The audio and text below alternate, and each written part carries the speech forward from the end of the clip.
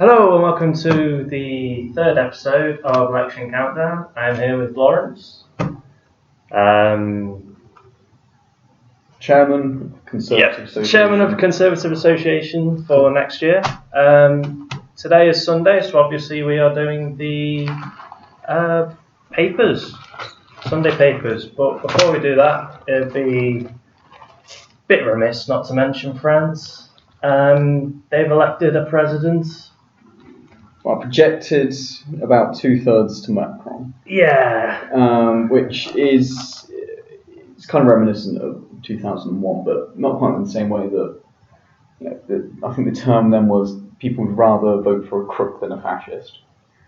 This time it's slightly less of a crook and slightly less of a fascist, but still the Republican system has delivered a more moderate individual. I mean, for me, it wasn't so much of a repeat of the options that were given for the American people, but there was certainly, that centrist, big money option towards the centre, and then that, far right option to one side. But it seems that this time, the French, unlike the Americans, have opted to go with Mélenchon. Do you think that's because the far right in France have had years worth of bad press, whereas Trump has, monopolised press coverage, and maybe it's not all positive, but it's over a short period of time. So people... Yeah, you've certainly got a situation where the kind of economically nationalist ideas that Trump's come along with, the only place that you found them over the last 20 or so years was with a different party called the Reform Party, which was led by Pat Buchanan. And they were tiny, off in the distance. They were the fifth party in America at the time, and if you know American politics, the fifth party is absolutely nothing. The third party is absolutely nothing. Well, the third party got over 1 million votes at that time, which was actually quite good, because... It's quite good for the third party, but the Libertarians did miss an absolutely golden opportunity. They had two really unpopular candidates. And if the Libertarians had really pushed a good candidate who wasn't high half the time and wasn't, unaware as to where Aleppo was, they could have really, capitalised on disaffected Republican voters who were far more free trade, free markets, far less authoritarian than Trump, and also could have capitalised on, maybe more New Democrat-esque Democrat voters who just did not like Hillary and her almost full-on war hawk mode. It could be argued that some of the libertarian principles the Libertarian Party might follow were copied by Trump, because he was saying things, certainly early on in the campaign, like dump the Fed and all these kind of things. I don't know whether that was him trying to shine up his Republican credentials by adopting a really solid American conservative line on matters, which is really, in America, getting rid of the Fed is a solid, full-on, economically libertarian position, which is... Well, if you go on InfoWars, it's all they talk about. Yeah, and I think that maybe that was him trying to say, look, I actually am down with American conservatism, not just a populist. But I think you're right in that happened in such a short period of time, and as much as it's been an undercurrent in America, that sense of distrust with Washington has been something in the Rust Belt waiting to be unlocked. Trump came along and in that short period of time did that. In France, people have tried to make parallels between what's happened with France, with Le Pen, with Trump in America, and with Brexit. Because with Brexit, again, on the one hand, you had the big money yes campaign. You had political consensus around staying in the European Union. Even around Jeremy Corbyn. I mean, as someone on the far left, I was quite disappointed that Jeremy Corbyn didn't stick to his guns when it came to a leftist approach to leaving the European Union. And maybe it could have taken a lot of the heat out of that debate if there was a leftist voice for Leave, in terms of people, because it would have opened people's minds to the fact that, okay, maybe the Leave campaign isn't all racism. And people like Dennis Skinner, for obvious reasons, did make pretty clear his position on wanting to leave the European Union, but for obvious reasons to do with division, didn't really say much. Yeah. Whereas I think actually in France you had Mélenchon, who really was big. He was Eurosceptic to a certain degree, in the same way that actually Le Pen's Eurosceptic to a certain degree, but she's not advocating right now. She wasn't advocating as part of her platform to withdraw from the EU totally. So over in France, there was actually an avenue for, if you're left wing and you've got concerns, you've got concerns with what happened in Greece, for example, and also what happened in Italy with the introduction of a technocrat cabinet, almost being forced on Italy. Yeah. There was that avenue, whereas in the UK, the campaign kind of got overtaken by two strands of small C conservative working class, mostly ex or current Labour voters. Well, yeah, Labour. And the shire Tories right across, from down in the southwest in the countryside right through to the northeast in the countryside, who carried the vote through. But I think that highlights actually there is a bit of difference between this idea of, there's a swathe of right-wing populism in the form of Trump, Brexit and Le Pen. All three of them are slightly different, and I would actually say Brexit's probably more different to Le Pen and Trump than the other two are different to each other. And I think that understanding all the dynamics that will play with Brexit will highlight how. But it does show there is a difference now between what's happening between the English-speaking West and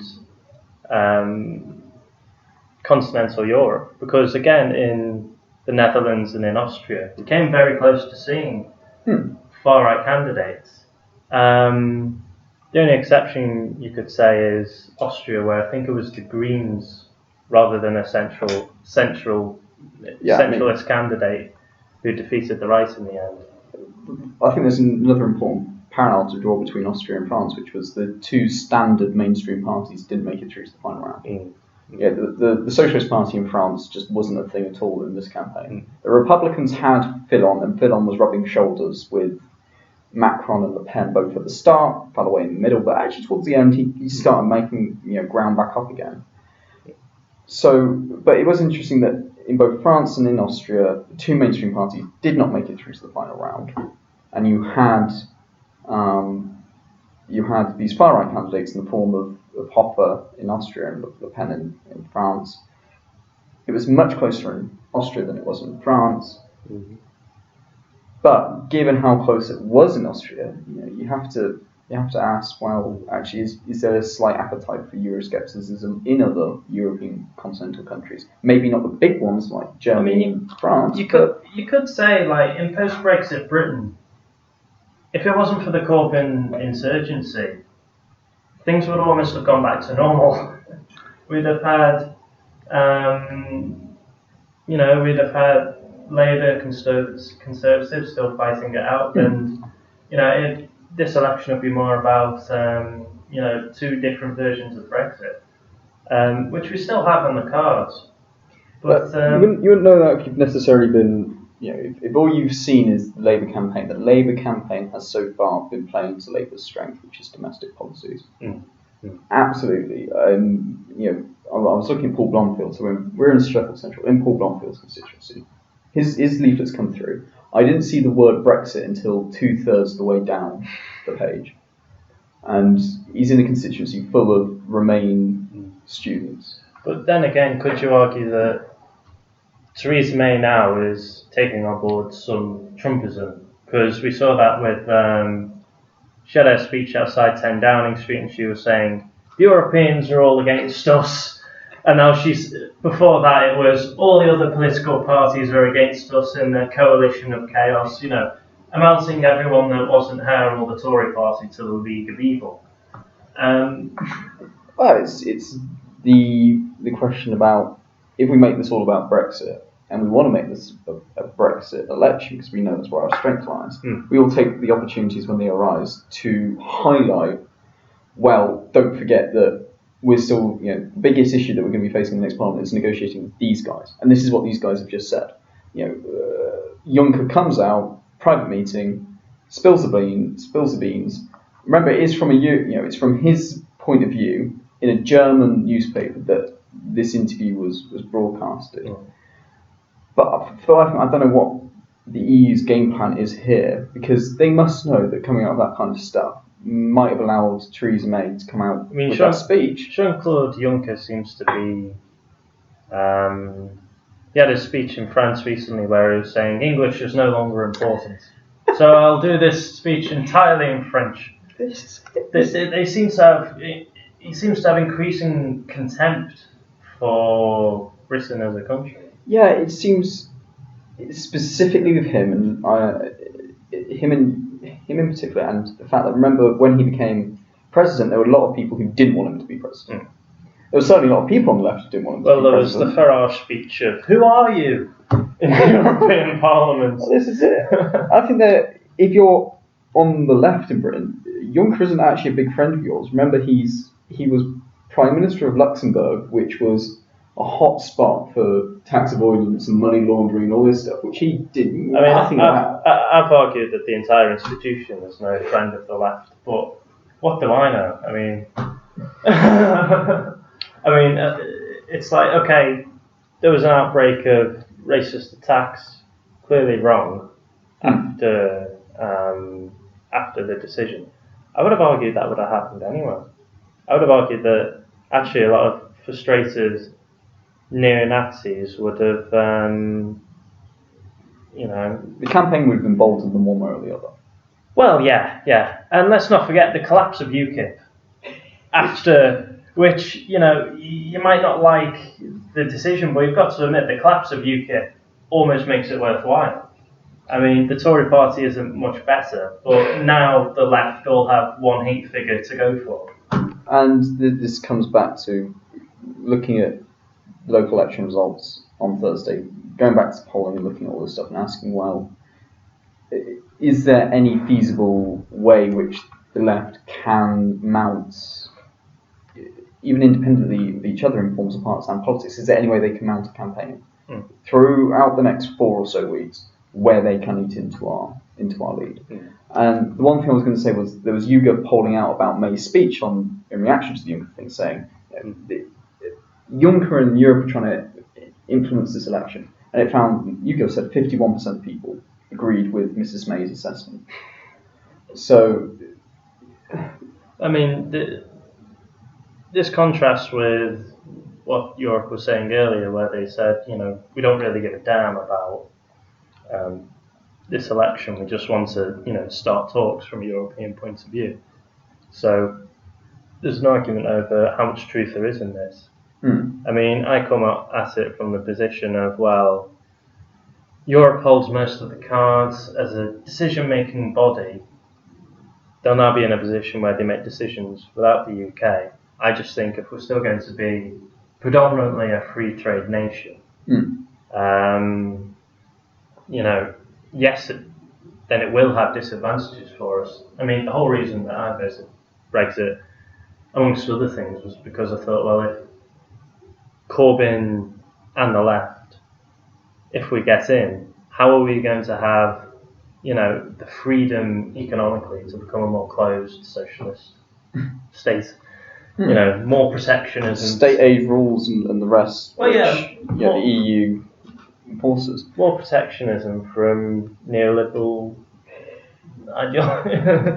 Wow. But the one other thing which I wanted to say about that meeting and about the news stories that came out afterwards was that there seems to be this disconnect between the idea that the EU wants to negotiate the bill first, and this is the other thing which has come out this week, and you can see it throughout the stories in the Sunday papers. They're still talking about people's backlash against the idea of the 100 billion Brexit bill.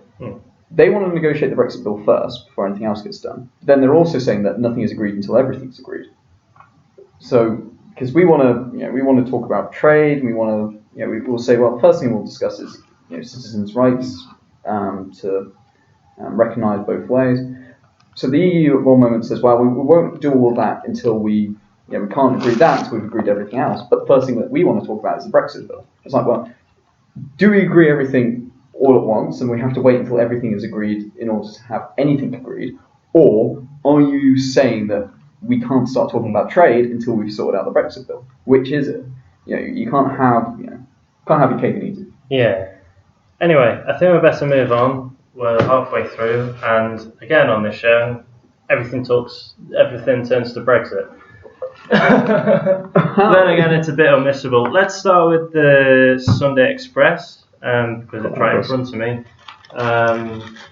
May's June Revolution. This is about new doctors, fast-track plans to sell home to pay. Ensure no one sells their home to pay for care, and every child will have the chance to attend a grammar school. The bottom one being somewhat key to winning a bit more support within the... Well, middle-class hearts, isn't it? Yeah, but also within the Tory party, because there is opposition to the grammar schools within the Tory party still. You've got the Cameronites, Nicky Morgan's still about.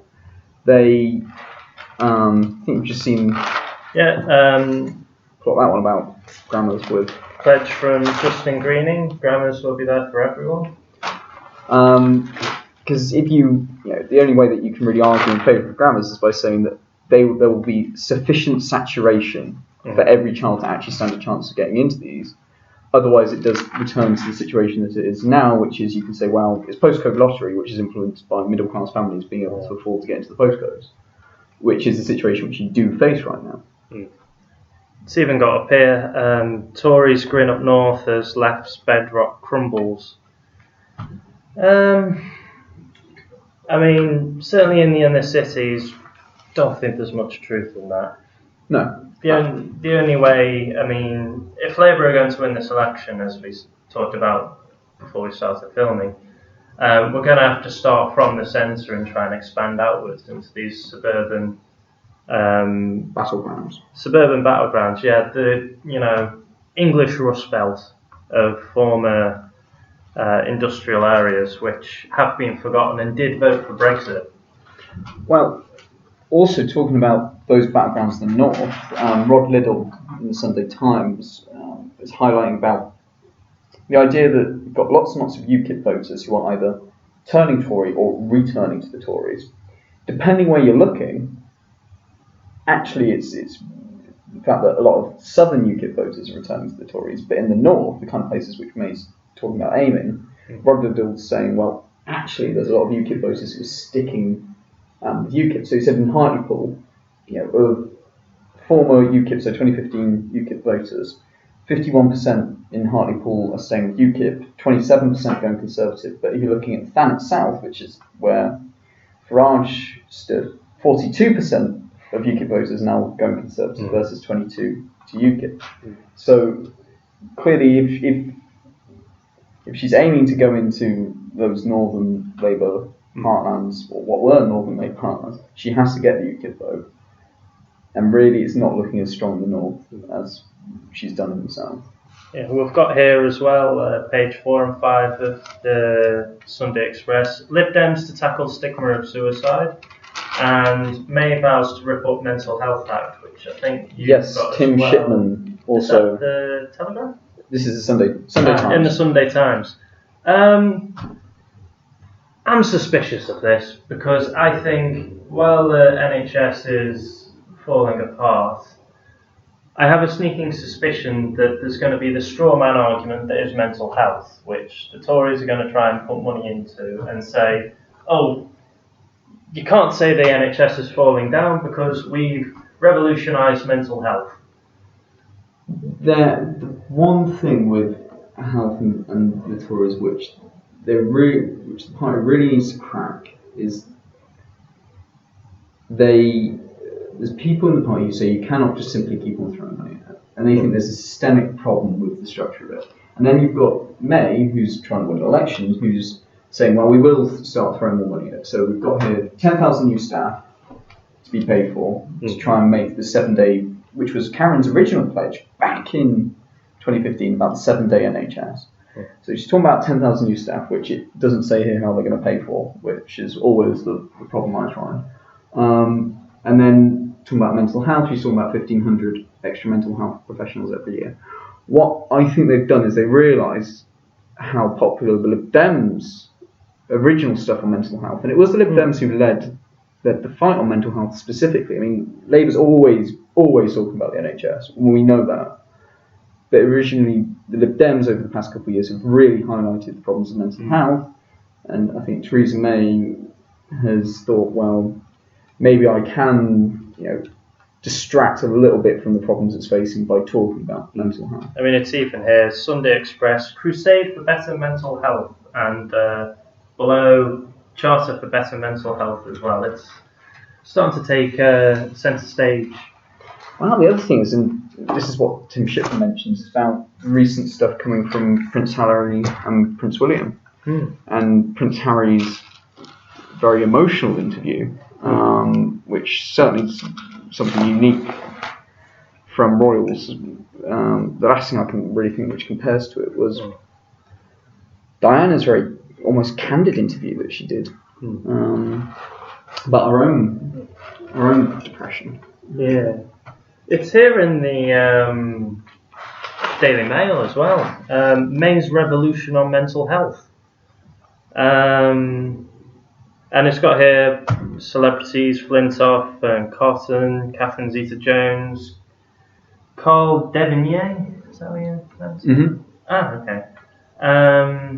Talking about... Cara Delevingne. Oh, no?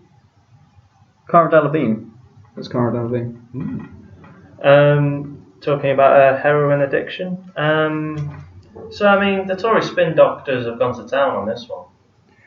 Well, this is something we already mentioned about May and Hammond being not quite so hawkish on fiscal policy and being willing to loosen the purse strings, perhaps. If they're willing to say how they're going to pump this extra $1 billion into mental health by 2020, which is what the plans are, if they can say how they're going to pay for it, then... Good, there's something on the front I wanted to... Sorry. Yeah, if they can find that $1 billion, justify how they're going to do it,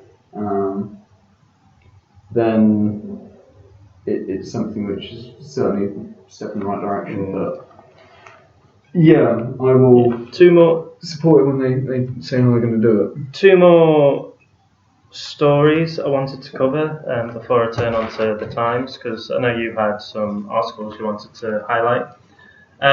Comment by Douglas Carswell. Farage only has himself to blame for UKIP failure. That's in page 11 of the Daily Mail. I mean, he obviously had that very public interview where he said UKIP was finished. Yeah, which is entirely accurate. To your advantage. Well, if they'd closed shop once the referendum was done, they would have ridden out on a high, which is, we aim to leave the EU, that's done. Now they're trying to paint this image of themselves as, well, we're the only ones you can really trust to make sure that Brexit happens.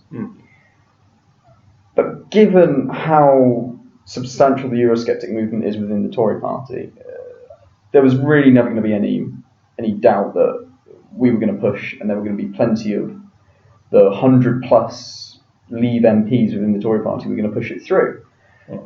And people realise that, and you've got Remainers like Theresa May coming out and being almost hard Brexiteers themselves. Really, people do not doubt that the Tories are going to be thorough with Brexit. So there is no point to UKIP. And Carswell was absolutely right. Well, is it literally, once you take away EU referendum and racism, once you take away the EU referendum, it's literally just racism. Which is why Nassau's ended up talking about banning the bird from female genital mutilation. Well, there you go. One last thing. Comment by John Curtis. As we all know, works for the BBC as well as writing for the Daily Mail. Theresa's right to be cautious in victory. This is about the current polling for the Conservatives, which was around the mid-40s. Mid to high 40s. They're averaging about 46, 47 right now in the polls. And now he's saying because they're projected in a nationwide ballot after the local elections, the Tories will be on around 38%, which would give them just a majority of 44. Yeah, well, it's the same thing here in the Sunday Times with Ravings and Thrasher, that they're saying that Conservatives will be about on 355. I think Curtis there has them on 347. But I would imagine, I read the Curtis article, he must have put in the caveat of, don't read too much into the PNS from a local election. I mean, he is certainly saying that this isn't another Michael Foot. If Corbyn does well, and let's be clear, I mean, if the Diane Abbott thing is the best that they can bring up on Labour, then they're going to struggle. Because, I mean, one thing that's really shocked me reading his papers is the fact that we've got a Prime Minister now who, as Home Secretary, had documents that linked MPs to child molestation. I think it was something serious to do with that. And then secondly, we also had the criminal investigations into 35 Conservative MPs in terms of election spending. These are the things which aren't being covered and really should be regarded as national scandals. The question is one of why aren't they then?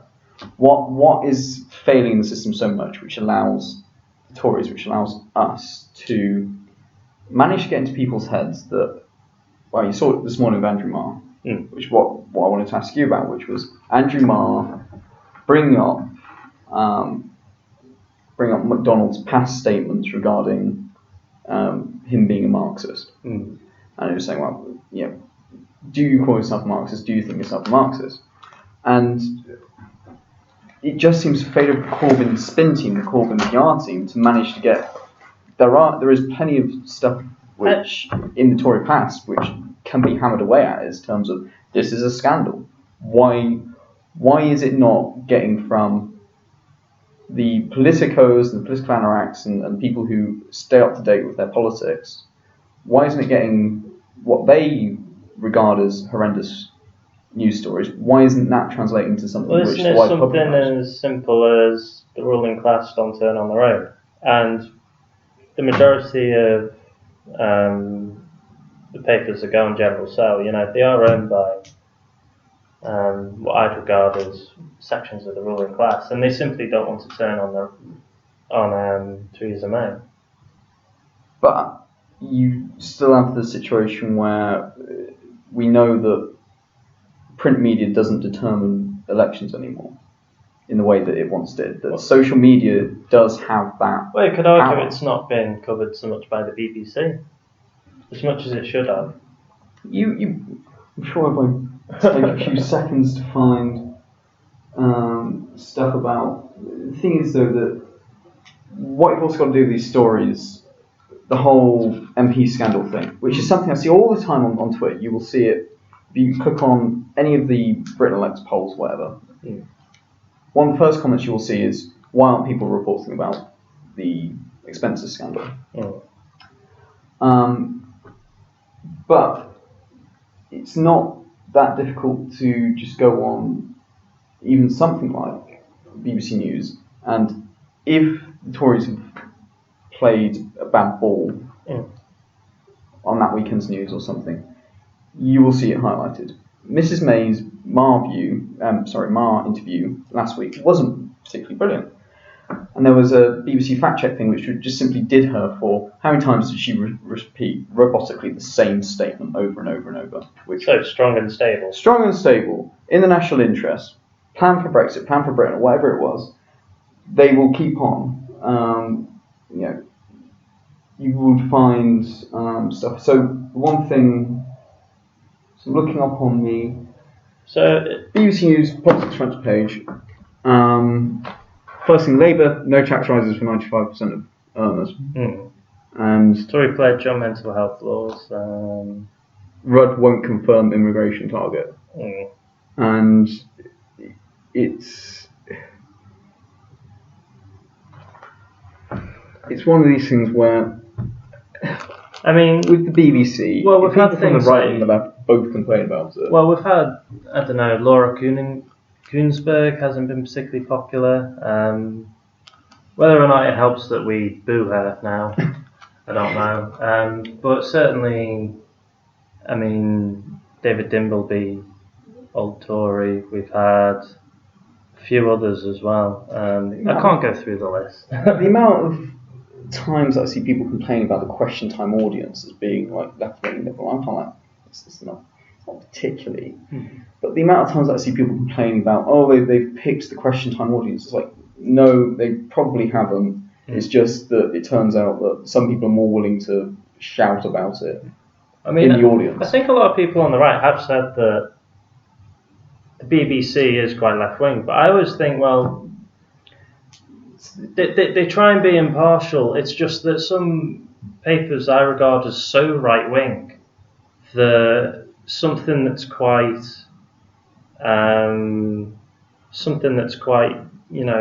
trying to be neutral seems very to the left. Yeah, and this comes back to the idea of the Overton window, and something which I'd actually consider the EU has had a very negative effect on, is setting a very strict Overton window, which is that you take as given that some of the EU's fundamental features, including the four freedoms, will be taken as given as being good things. Those four freedoms include the four pillars of essentially a free market, which is free movement of people, so labour, capital, goods and services. And you saw it in the campaign where you had people on the left, or centre-left, social democrats, coming out and defending free trade, defending free movement of goods, defending the single market. Well, this is stuff which was popular even in The Guardian, which I would say, well, if you want left-wing news, The Guardian does a very good job. You only need to read Toynbee or... Although, I mean, there were arguments within Momentum, are they left-wing enough? Because during the second leadership campaign, we certainly had a few articles where we thought, certainly, I mean, I remember, what's his name, wrote Chavs, Owen Jones, yeah. He's come back now to... Yeah, he's come back to Corbyn, but there was an article where he was criticising the entire Corbyn leadership, and I thought, on the one hand, it's, the last thing you need is more criticism upon more criticism, because, I mean, Corbyn has been absolutely torn apart constantly. But on the other hand, you could say, does the left need to criticise itself in order to move forward? This just seems like the eternal conflict between, do we think that the best way to bring voters with us is A, to try and get into power, and when you're in power, you try and shift what voters, or a big chunk of voters, a sufficient chunk of voters in order to build a sufficient electoral coalition. Do you try and bring them with you when you're in power? Which is what I think Thatcher did. Thatcher, when she got into power, over a period of 3 terms, carried people with them and shifted the country that way. Or do you have the other one, which is possibly the one which is a bit more, we demand purity, almost, we don't want to encroach on our principles, where you say, well, the way that we carry voters with us is by building a social movement. New Labour tried to do the same thing, but where there was a lot of promise back in 1997, the Labour vote ever since just continually collapsed. It's this sense of kind of false hope that I think took over the country. Anyway, let's move on to the Times, because we're running out of time.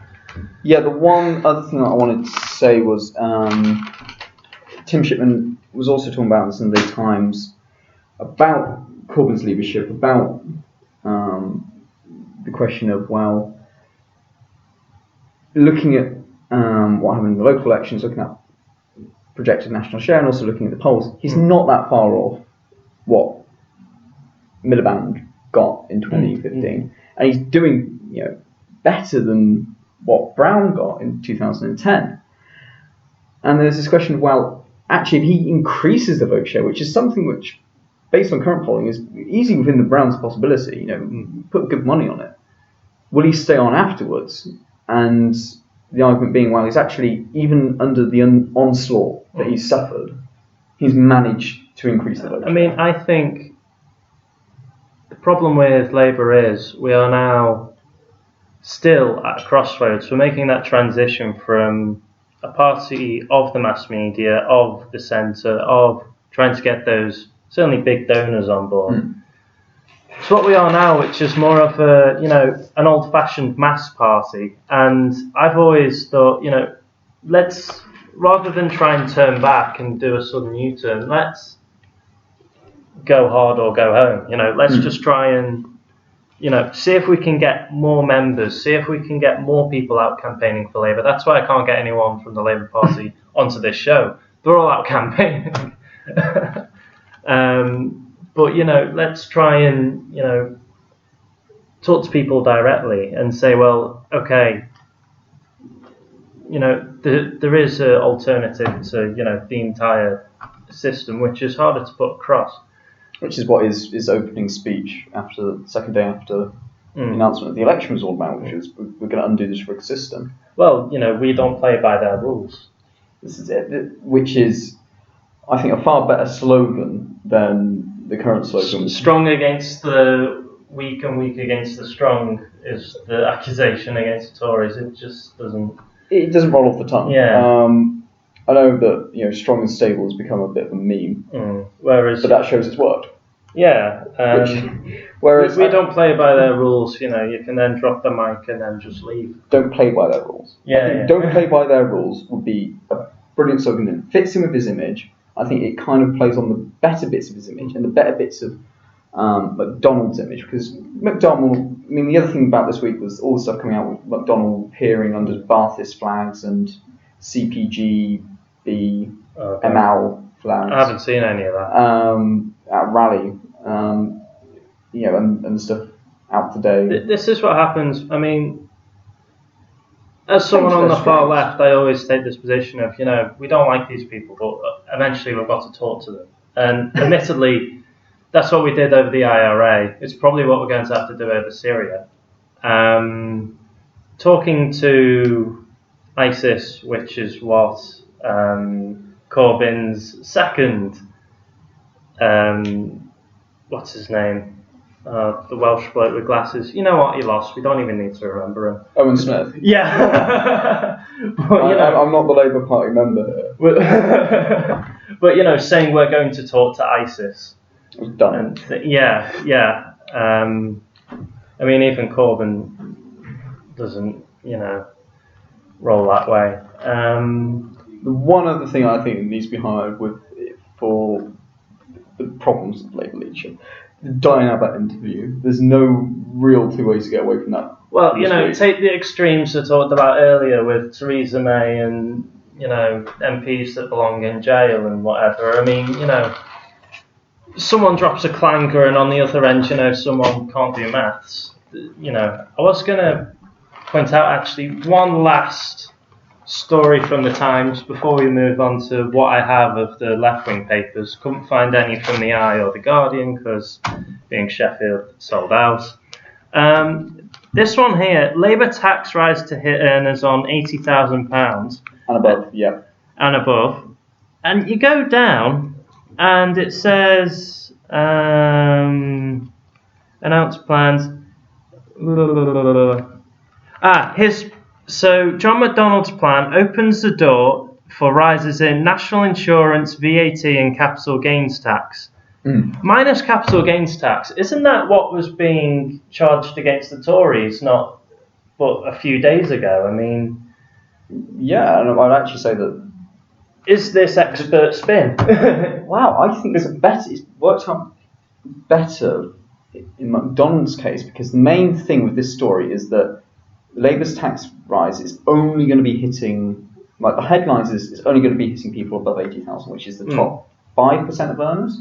So that's what it hammered out. It wasn't until I read this column that I realised the possibility that there are currently goods which are on, for example, 0% VAT, which may see VAT rise, and that hasn't been rolled out. But isn't this expert spin though? Because if someone was to say the Tories aren't going to guarantee VAT and national insurance staying the same, but if someone reads this, they then go, no, it's Labour who are doing this, and are then able to point at this article. But I would say the main if you wanted to see headlines about these people are going to be raising VAT, it has to be that the Tories Hammond hasn't ruled out VAT rises and national insurance rises. That was the bigger headline grabbing one. The big headline grabbing one for McDonnell and for Labour over the past week about taxes. Labour won't raise your tax if you're earning under 80,000. Yeah. And that's only it's only a little sentence in there. Next to that story, of course, is Brexit brings bonanza for billionaires, but it's self-made billionaires, so that's fine. It's about currency appreciation in terms of foreign assets, which you hold. Yeah. But I mean, at the same time, it's saying these poor rich people, don't raise taxes on them; they're all self-made. If you put those two stories together.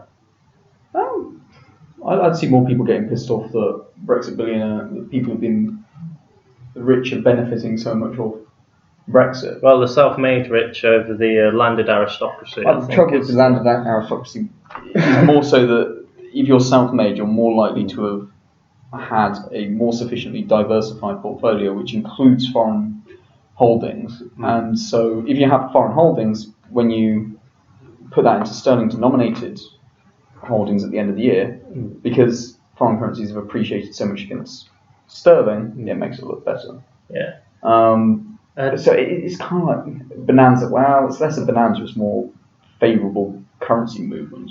Yeah. Let's move on to what I could gather together at the left. I didn't get anything from the Sun. If you want to know why, research the Hillsborough disaster, and that's all you need to know. Don't want to stick around on it. I've got this one from the Daily Mirror. Let's go all the way back to pages 8 and 9 to get to anything political.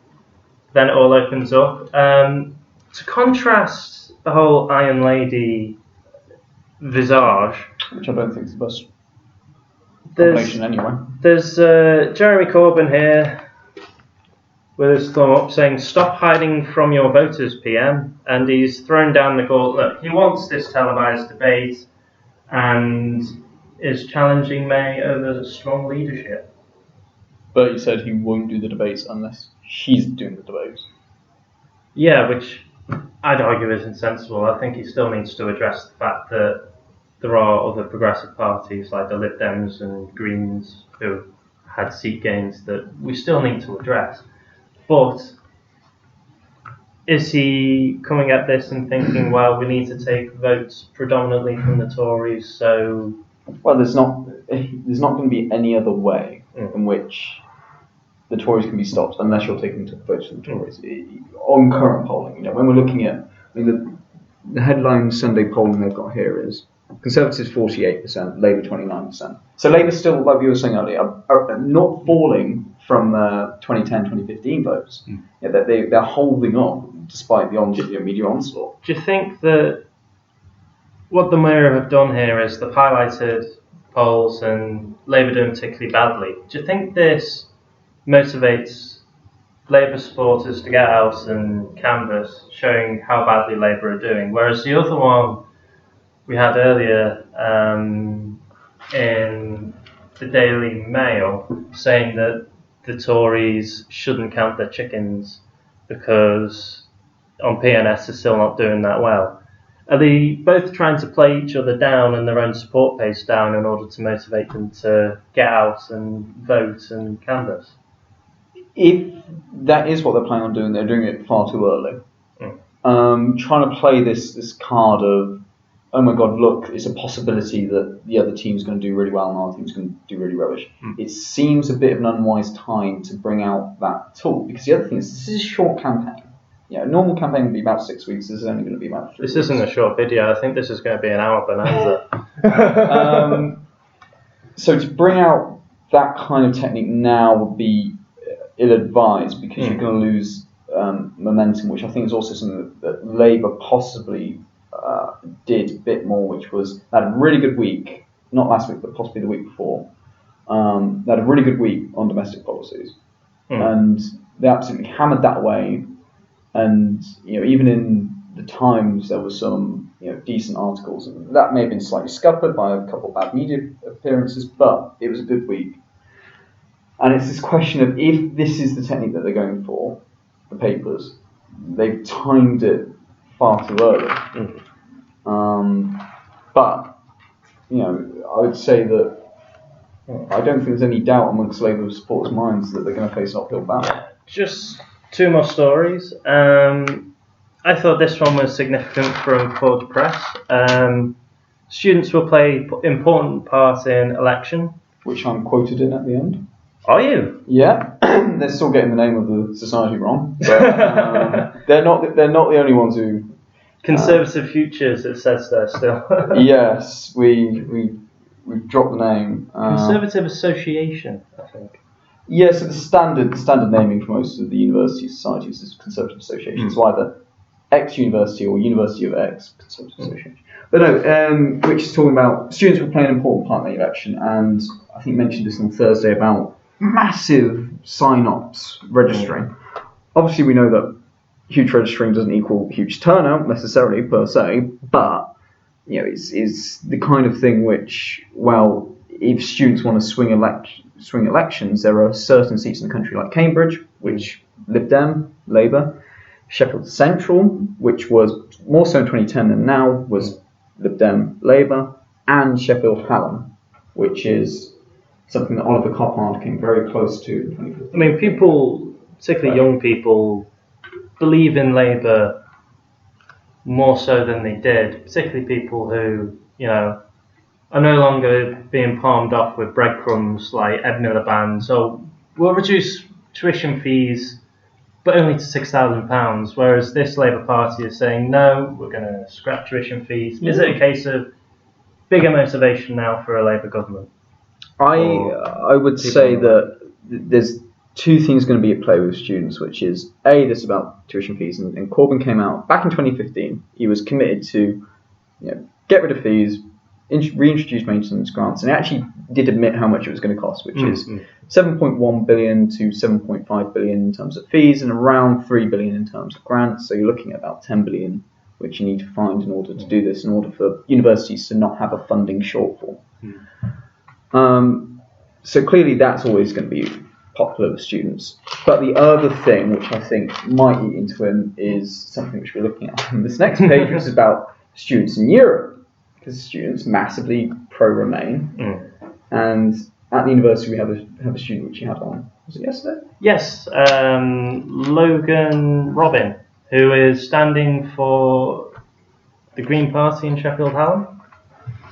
Yeah, and he's also chair for the Youth of Europe group at the university, massive pro-European, which is the other terms on what I think student vote will be determined on, which is there is still, although maybe not so for us too, there's still a wide desire to either see as soft a Brexit as possible or to actually not leave at all.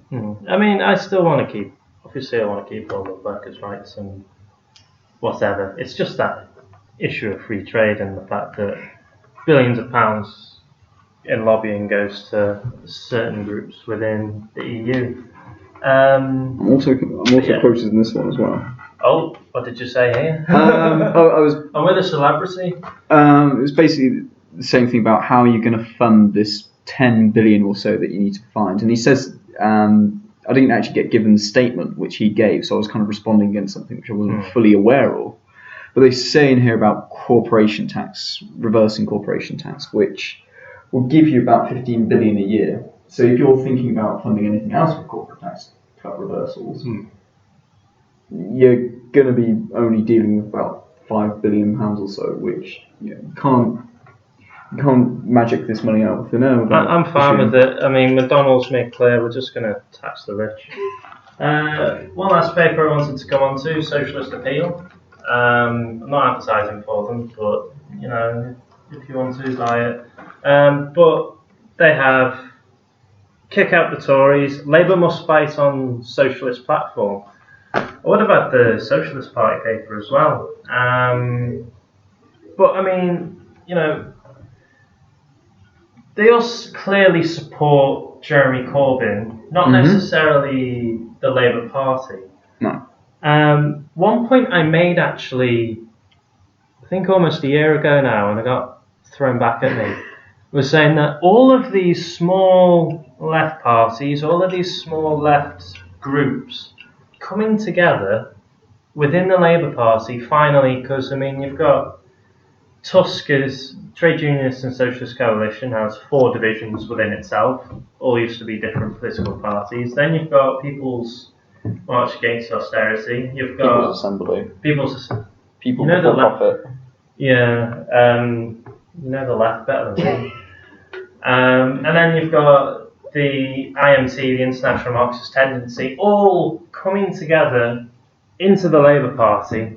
Some call it entryism, I call Labour people coming home. But they're all coming together and realising their strength and pooling resources behind Corbyn. I think this is the kind of thing which would scupper any attempt at a progressive alliance, because I cannot see people in the Lib Dems, especially on the right of the Lib Dems, which still exists. Well, the Orange Book. The Orange Bookers, exactly. Your Norman Lamb. If Norman Lamb had been selected as leader, I don't think there'd be any chance at any kind of progressive alliance really working. Tim Farron, maybe slightly more so. But I also think that reflects what you were saying, reflects the Sunday Telegraph's headline, which is about, the local elections has shown the right as united under the Conservative banner. And it is the case that if the left wants to win this election, the groups on the left have to do exactly what you're saying. But isn't this all part of the, trying to get a mass party out there, trying to get as many members as possible? I'd say it's not so much about members first and foremost, it's about message. And having that united message, which, come back, you can't get away from it. The PLP causes more problems for that than the far left has caused. The far left is coming behind your leader. Well, yeah. Whereas the PLP is causing no end of trouble. The only reason the PLP haven't been an issue in the campaign so far is because a lot of them are fighting to keep their own seats. Well, yeah, this is a point I made on Thursday. They're bothered now because they're worried about, losing their jobs. Now it's a case of, well, they all have to band together as there's suddenly one united Labour Party. And yeah, I mean, I think these dips in the polls, if you go back historically, Labour were twice ahead in the polls. First time was over Syria, and then there were mass walkouts on that. The second time was after the EU referendum, and then suddenly there was a vote of no confidence and a leadership election. I mean, are the right of the party now so petulant that maybe it's, Well, this what we were touching on earlier with Tim Shit and stuff about saying senior members within Corbyn's team are saying that if he matches or beats Miliband's vote share, he will stick on with it. That's the point at which those on the right of the Labour Party have to make a decision about, do we stick with this and come back behind our leader, because we can't keep on doing this for another half a decade, or do we split? And I mean, I don't see anyone on the left thinking, oh, we're going to lose this election, so let's not campaign for our right-wing progress Tory with a red badge MP because I don't want them to keep their job. Everyone's getting behind everyone right now, and I think it'd be, an absolute travesty if a lot of MPs who have gained, without realising it, from people on the left campaigning for them to win their seat over the years. Yeah, I think it'd be an absolute travesty for them to just walk out on them and, join the Tony Blair bandwagon, who seems to want to make this like return to politics, but they had a poll recently saying he was less popular than Corbyn. This is the great odyssey that Blairism seems far more popular than he does, which, you do have people in the country, if you put a Blairite kind of, you'll be getting Tory voters now who voted Labour liking that, but they won't like Blair. They have problems with Blair, and Blair is absolutely toxic, there's no two ways about it. And one last thing, I'm a local to Liverpool, but I can't get a hold of the Liverpool Echo. Echo readers back Jeremy Corbyn banner at Anfield. I mean, I'm obviously an Everton fan, but this just sums up just how far to the left Liverpool as a city really is. I mean, and we saw that in the Merseyside mayoralty election. Yeah, I mean, there was obviously deindustrialisation under Thatcher, the talk of a controlled decline, and it really came to a head after Hillsborough and the banning of the Sun, and it's just so entrenched, and the fact that the largest Corbyn rally out of anywhere across the country. 5,000. Yeah, I was at that rally actually. Good rally. I mean, I think the right doesn't have rallies. Oh no, we don't. We're too busy working, I was going to say. Okay. But I think that it also kind of backs up what Tim Shipman thing backs up what's saying there, which is I think you can build up even bigger majorities than you currently have in Liverpool. Corbyn will be bringing about even larger ones than the ones they have right now, and this Corbyn will be in the opposition where he will lose seats, but he could very well have a good vote share, and it'll be because in places like Liverpool and Manchester and the other place during the week which had a really good Labour showing was Doncaster. These are the places which don't see Labour losing, see Labour gaining votes, piling them up, and these are the bedrocks which any future Corbyn leadership after the election will be based on saying, look, the message is getting through here. What we need to do is try and expand from these, really, strongholds, the strongest strongholds that. And if we have to go kind of post Corbyn era, which we may well have to do after this election. I mean, the guy's 78. No, 68 in a couple of weeks. There are still going to be a number of more hard left Labour MPs in those inner city areas. They've already been guaranteed seats because there was compromise within the PLP. But I forgot what I was going to ask actually. Do you think that a more strongman hard left leader is what we need? John McDonnell, who is just going to... He has too much baggage. I mean, we were talking about baggage earlier, and you find it odd with especially with swing voters. You will find that they don't like stuff about IRA and terrorism. So they seem to, for whatever reason, have more issue with that than they do with scandals. But is someone like him going to be able to, swear at his own colleagues in the corridors because they won't shut up about, bad, poor leadership, about being too far to the left and so on? He's strong in that fashion, yeah. I mean, I've always thought, if there was an Alistair Campbell of the left, where everything was just a centralised model, if Corbyn just said from the beginning, fuck off, I'm leader, none of this, let's bring in Hilary Benn, Angela Eagle into the cabinet, who inevitably walked out. If we just started off and said, right, I'm going to put people I want in the top chair, as Tony Blair did, and just, hammer it through. Hammer it through, yeah. I would say if he'd done that, as much as he would have faced an even bigger backlash from the PLP, he would be in a stronger position now, and he would have cemented his leadership and possibly not even had a second leadership challenge. I'd argue he would have been able to I think it just gives the rest of the PLP less opportunity to sabotage the party. Yeah, because they wouldn't be able to say you're a weak leader. They might still be able to hammer away at, we think you're unelectable, and we think you're too far to the left of the British electorate.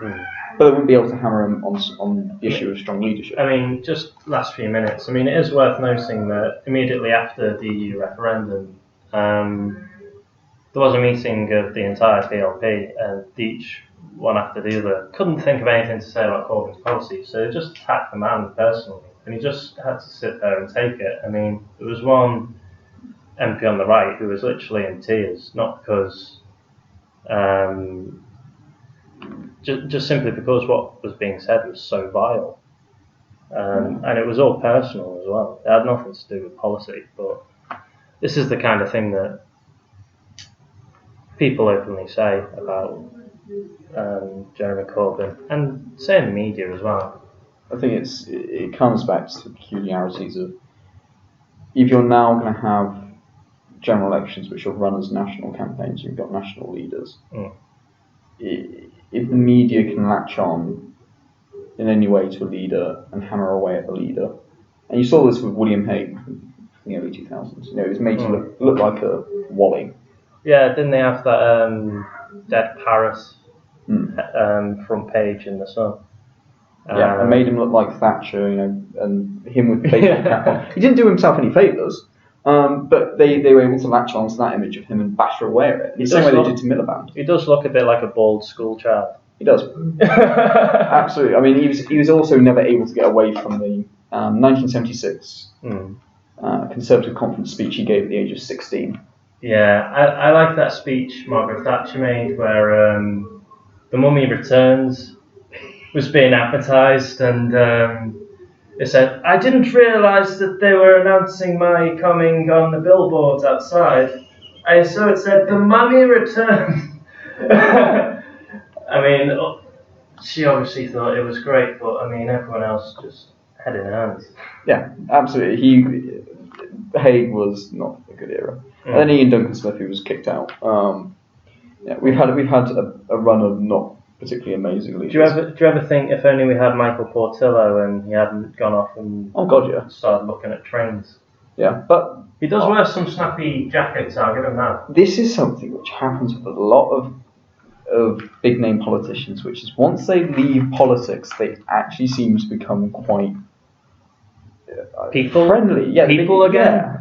Like we see with Ed Balls. Ed Balls is Oh, and Strictly. Strictly, yeah. We can now actually celebrate Ed Balls Day on the left, rather than thinking, oh God, is that gobshite still in the party? One of the people who I really look forward to on election night hearing from is Neil Kinnock. Because he was, obviously with this stunned Stephen Kinnock coming on. Oh God, I mean, it was like, okay, 1 minute he was saying all of the seats we held onto in Wales were down to the Labour members around there, had nothing to do with Corbyn, and then all the seats we lost, that was Corbyn's fault. Yeah. It was two separate interviews. Yeah, the wider problem with Wales as well is now the question of the Tories think they're going to be taking possibly the majority of the seats, but the Welsh Labour vote did hold up better than it did in places like Derbyshire and Nottinghamshire and Cumbria, Northumberland, wherever else you want to pick. Certainly in the local terms that Labour held on. Anyway, I think that's just over an hour, so Sunday election bonanza. I want to say thank you again to Laurence. No worries. It's nice to know the Conservatives turn up. I mean, people within my own party. Oh, busy election campaign. Yeah, I was out yesterday. Were you? Yeah, I was out on the doorstep. I mean, the doorstep's probably safer. I mean, outside the IC or on the concourse. I mean, I'd fear for your safety. Well, one thing I'm not wondering about is election night when the whole society wants to turn up with rosettes on. Oh God, I've got a red flag. I feel safe with a red flag. I feel like a red flag is basically the centre on campus. Oh, yeah. Yeah. I mean, the red rose certainly is the centre, if not the slightly to the right of centre. Yeah, I think the red rose is more to the right on campus. if you're talking political students. Anyway, that's it for today. Thanks, Laurence, for coming No down. worries. And tomorrow I'll have the one and only Dr. Garrett Brown. Ooh, he is. Yeah. I'm adding some class to this channel. No, no, I'm joking. So Civic virtue. yeah. Okay. Thanks very much.